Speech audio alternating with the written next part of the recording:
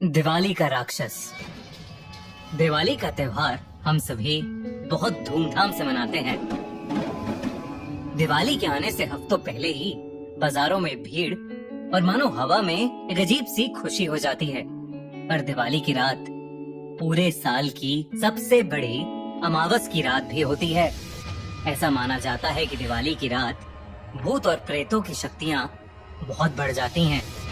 हमारी आज की कहानी ऐसी ही एक अंधेरी काली दिवाली की रात के बारे में है। जतिन, ऋषि और ईशान बचपन से ही गहरे दोस्त थे। साथ में पले बड़े वो तीनों दोस्त एक दूसरे के जिगरी थे और हमेशा साथ ही घूमते थे। पर जब ऋषि और उसकी फैमिली ने इंडिया से बाहर सेटल होने का डिसाइड किया तो ये उन तीनों के लिए मानो आखिरी दिवाली थी जो वो साथ में मनाने वाले थे। दिवाली के जस्ट बाद ऋषि अपनी फैमिली के साथ वो शहर हमेशा हमेशा के लिए छोड़कर जाने वाला था। तीनों ही चाहते थे कि ये दिवाली उनके लिए यादगार रहे। दिवाली की पूजा के बाद जतिन, ऋषि और ईशान एक ही स्कूटी पर ट्रिपलिंग करते हुए घूमने निकल गए। उनको क्या पता था कि उनकी ये राइड उन्हें एक ऐसी जगह पहुंचा देगी जहां किसी भी इंसान को नहीं जाना चाहिए था। कुछ दूर जाकर एक खाली सी जगह पर ऋषि ने स्कूटी रोकी और स्कूटी की डिग्गी में से बहुत सारे पटाखे निकाले। उसी रोड पर थोड़ी ही दूरी पर एक पुराना सा मंदिर भी था, लेकिन उस मंदिर में सब कुछ खंडर हो चुका था। लेकिन उस मंदिर के अंदर एक कमरा था जो अभी भी बिल्कुल सही सलामत दिख रहा था। उस कमरे का दरवाजा बिल्कुल पुराने जमाने का था और उस पर एक बड़ा सा तारा था जिस पर लाल रंग के धागे बंधे हुए थे। ऋषि ने एक एक करके पटाखे जलाना शुरू कर दिया और तभी ईशान ने एक रॉकेट लिया और दो पत्थरों के बीच में खड़ा करके उसे जला दिया।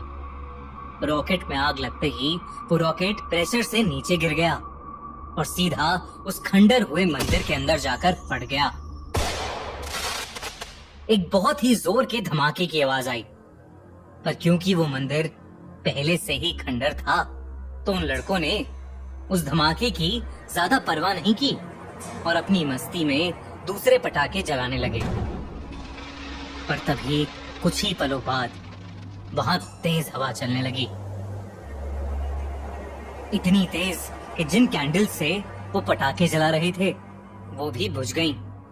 वो हवा देखते ही देखते इतनी तेज हो गई कि जैसे कोई तूफान उन लड़कों की तरफ आ रहा हो। उनके लिए वहां खड़े रहना भी मुश्किल हो गया था।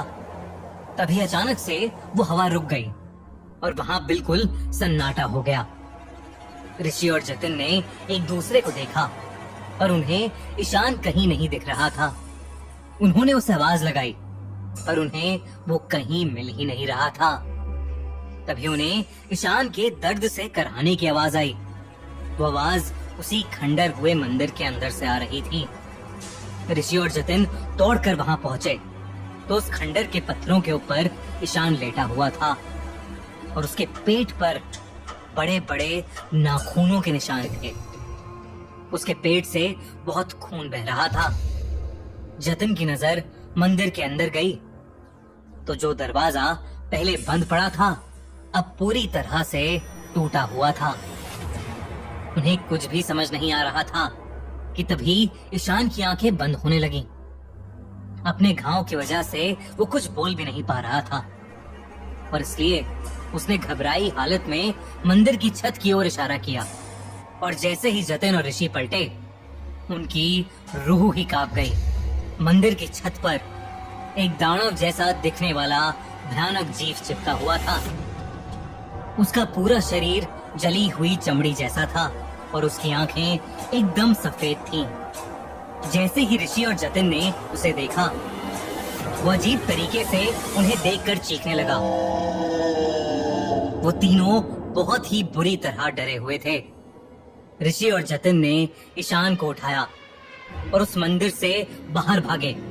वो अजीब सा दानव भी उनके पीछे भागता हुआ छत से नीचे आ गया। उन तीनों को अपनी मौत नजदीक आते दिख रही थी। ईशान को उठाकर भागना बहुत मुश्किल हो गया था और बहुत ज्यादा खून बहने की वजह से ईशान अपने होश भी खोने लगा था। जैसे तैसे करके वो तीनों उसी रोड पर भागते गए। कुछ देर तक भागने के बाद उन्होंने देखा कि वो जीव अब उनके पीछे नहीं था। वो तीनों और तेज भागे और तभी उनको रोड के ऊपर एक खंडर दिखा। जतिन की नजर सामने रोड पर गई तो उनकी स्कूटी वहीं खड़ी थी। ये देखकर वो बहुत डर गए क्योंकि इसका मतलब था वो वहीं पर वापस आ गए थे जहां से भागकर वो निकले थे। और जो खंडर उन्हें दिख रहा था वो वही खंडर हुआ मंदिर था जहां पर उन्हें वो राक्षस दिखा था। उस मंदिर के बंद दरवाजे के अंदर एक छोटा सा कमरा था जहां एक मूर्ति लगी थी और वो मूर्ति किसी और की नहीं बल्कि उसी दानव की थी जो उनके पीछे पड़ा था। उस मूर्ति के नीचे लिखा था जय खंगूर देव। वो तीनों बेहद डर गए थे। उन्हें समझ नहीं आ रहा था कि वो कहां पहुंच गए हैं। ऋषि ने मदद के लिए अपना फोन निकाला पर उसके फोन में नेटवर्क ही नहीं था। उसने उस मंदिर की एक फोटो खींची और ईशान को उठाकर वो दोनों स्कूटी के पास ले जाने लगे कि तभी उन्हें अपने पीछे से एक अजीब सी आवाज आई। उस दिवाली के दिन के बाद ऋषि, जतिन और ईशान कहाँ गए ये किसी को नहीं पता। पुलिस को उस मंदिर के पास से सिर्फ ऋषि का फोन मिला था जिसके अंदर उस खंडर की एक फोटो थी। जब उस इलाके के पुजारी को ये पता चला कि उस खंडर में ये हादसा हुआ है उसने उसी दिन ही उस जगह को छोड़ दिया। उस पुजारी ने उस इलाके के बाकी लोगों को भी बताया कि करीबन 500 साल पहले खंगूर नाम का एक दानव धरती पर आ गया था। वो इंसानों को खाकर अपनी शक्ति बढ़ाता था। सब उससे डरते थे, इसलिए उसे खुश रखने के लिए उसका एक मंदिर बनाया गया था जहां वो उसे हर महीने एक इंसान की बलि चढ़ाया करते थे।